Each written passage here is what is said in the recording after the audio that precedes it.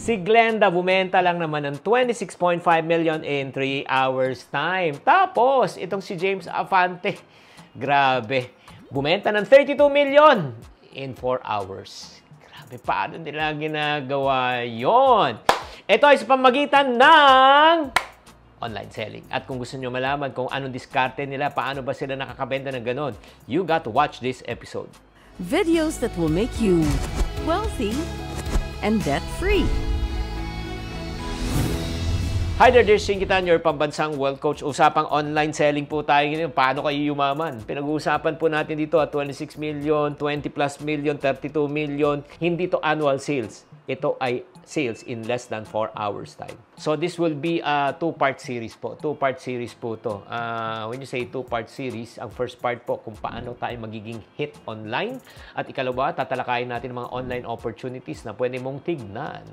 Alam mo, sa mundo ng talagang digital age right now, ang online selling talaga is one of the most promising opportunities that you can embrace para talaga mabago talaga ang financial life nyo. Bakit kailangan talaga natin pumasok sa online? Ang dami pong dahilan. Number one, kasi your target market is there. Everybody's buying online. O sige, not everybody. Majority of the people are buying online. Nagbago ng behavior. Dati, pupunta ng mall, tapos pumipila para bumili. Pero ngayon, nalaman nila na may convenient way pala of doing. Diba? Ito na nangyayari ngayon eh. Hindi mo napapansin. Wala na masyado na bumibili sa mall. Pumupunta lang sa mall para kumain, magpalamig. Yun ang ginagawa. Pagkatapos, susukat ng mga sapatos at damit. Pero bago bilhin, check online saan mas mura. Kung saan mas mura, doon sila bibili. Bibili na lang sa online yan. And then, mas practical in the sense, imagine mo, pag bumili ka ng appliances or pag bumili ka ng gamit, kukuha ka pa ng taxi, tapos ang tagal na kumuha ng taxi, pagkatapos niyan, kukontratahin ka pa ng taxi, magbabayad ka pa ng taxi, pero right now, di ba, ma-hassle ka pa.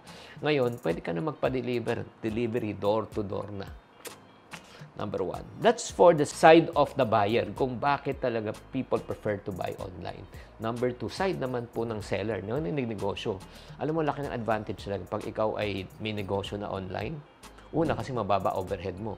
Yung startup mo, kasi yung tinatawag na brick and mortar or tinatawag nating CAPEX as business people, capital expenditure, o open ka, let's say, ng isang shop, di ba? Rental, 2 months advance, 2 months deposit, renovation, magkano ilalabas mong kapital? Sa online, wala kang ganun. Number two, syempre meron kang operational expense. Kuryente, tubig, di ba, tao na magbabantay. Online, wala. Oo. Syempre, ito sa brick and mortar, kahit walang pumupunta, walang bumibili, nagbabayad ka ng upa. Online, wala. O, di ba? Pag walang benta, wala kang lugi. Kaya nga, ang online business talaga, pwedeng ibaba talaga ang cost mo. Sobrang panalong-panalo talaga. And not only that, syempre, ang kagandahan pa ng online, 24/7. Oo, walang sarahan. Di ba? Kunyari, meron kang shop, magsasara ka. Hanggang alas 8 ng gabi, alas 10 ng gabi, magsasara ka. Pag nagsara, wala nang bibili. Pero ito, kahit tulog ka, woo! At syempre, ito pang pinakamatindi. Pag ikaw meron kang location, let's say, Ortigas ka, or let's say, Bulacan ka, taga Bulacan lang mabebentahan mo. Pero pag online, ang benta mo, hindi Bulacan. Ang benta mo nationwide, Luzon, Visayas, Mindanao. At hindi lang yun, pwede pang worldwide kung digital products pa. Kung makikita nyo talaga, ito lang if you are business, sabi nga ni Bill Gates mga nagnegosyo, nasa sales, real estate, insurance, direct selling, if your business is not online, you will be soon out of business. Bakit? Yung competitors mo nandun, ikaw wala. Kanino sila bibili? This competition. As simple as that. Kaya ang tanong ko Crypto Bullish or Prime Rose or Ruel Acuña na nagkakabadbaran, City Agusan del Norte. Ikaw, tinitingnan mo na ba yung online?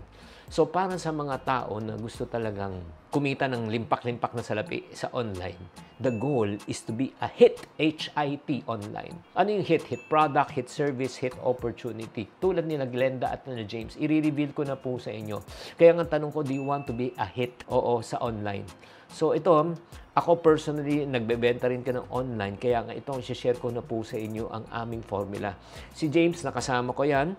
Si Glenda, kilala ko rin yan at alam ko rin ang kanyang style kung paano siya nakakabenta. So, ngayon, ready na ba kayo for the reveal of the hit? So, number 1, H is what? Honesty is such a lonely word. Everyone is so untrue. O yun, honesty. Yan ang pinaka-bedrock ngayon ng isang negosyo talaga. Because pagka hindi ka honest, walang magtitiwala po sa iyo, di ba? Ang kagandahan po kasi ng honesty, yung sa lahat ng communication, transaction, di ba? It builds confidence kung bakit ba bumibili sa yung tao kasi nga alam niya na tapat ka, na hindi mo sila lulukohin. And alam na alam mo yan. Ikaw, ako, hindi tayo bibili sa mga taong nga hindi honest sa atin. Agree?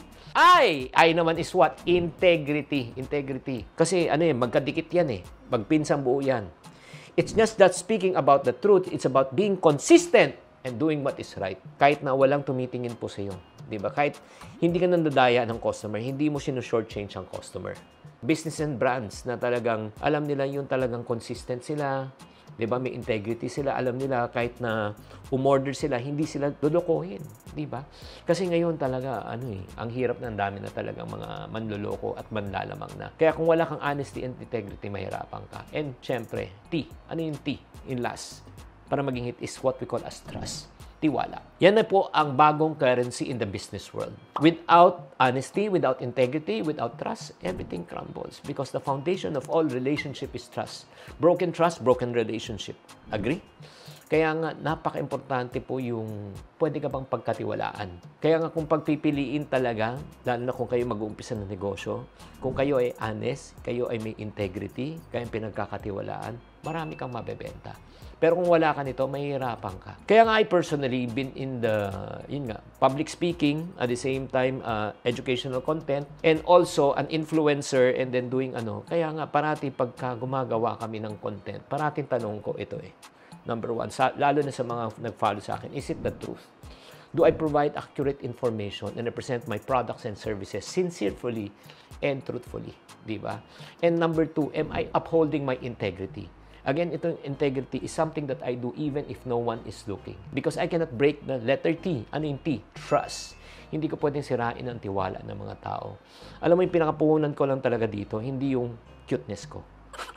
Ang pinakapuhunan ko talaga yung tiwala ninyo sa akin. Kaya nga, in light of this, I want to take a moment to address some of the concerns and inquiries that has been coming to my attention regarding my involvement with certain companies and opportunity. Napakahalaga po na kailangan maging transparent po ako sa inyo, lalo na sa mga kaipunaryo, to uphold my trust and integrity. First, ito na po, pag-usapan na po natin to. Sana tapusin niyo tong video na ito. I want to dispel some information with my affiliation with a company called Live Good or Live Good. I would like to tell you that I have never been associated with this company in any capacity, nor I have accepted any direct invitation from them. Kasi may lumalabas po at kumakalat po ang information nandito. Yun nga, yung financial guru, joins Live Good daw. Hindi po totoo to. Meron na kaming public announcement advisory na may gumamit ng picture ko lang. Yun, pagkatapos yan, pinakakalat na po yan. Secondly, there have been questions about my involvement with another company called Sitaw. We were actually initially approached by the company in 2022 ng December, and subsequently we engaged with them in March 2023. However, as we progress, we discovered that some vital information hindi po na-share po sa amin prior to airing of our first video. Such information were crucial to us to intelligently review their business and how such business can help the community. It is unfortunate we learn new information about Sitaw business only after our video featuring them already aired. So, nung na-air po siya, it elicit already different mixed reactions from our community. As we take pride in educating our community, and community is our priority, we decided to terminate our business relationship with Sitaw in March 2023 as we no longer feel that we fully understand their business and its value to our community. So kung gusto niyo malaman yung public announcement na yun, please refer na lang sa ito, public announcement we issued to all our social media channels on March 2023. Thirdly, some have inquired also about my involvement in direct messaging to promote yung tinatawag na forex or crypto investment with guaranteed returns. Gusto ko lang i-clarify po sa inyo, wala po akong klaseng ganitong investment na ino-offer at hindi ko po i-direct message ang mga followers and inform the general public in such opportunities. Ang primary reason ng channel na ito is just to educate, to give you available options. Ultimately, crucial po na you should conduct your own research, make informed decision before you make any investments. Kaya nga mga friendship, I hope this information helped you to shed light on our principles and values. No? Kung may mga questions pa kayo, please feel free to direct message us. No? Tanungin nyo muna kami bago kayo mag-decide. Baka may, may gumagamit lang. Ang Iponari community is a paramount importance to us and we are committed in protecting, preserving the trust and the goodwill we have built over a course of 15 years. So, maraming salamat po sa inyong pangunawa, suporta. Maraming salamat po sa mga kaiponaryo. Kaya nga, i-share nyo po itong video na ito sa mga taong gumagamit po ng ating grupo, pangalan, no, para magbigay ng ibang information. Tatandaan, tamang karunungan, tamang disiplina ang susi sa pagyaman.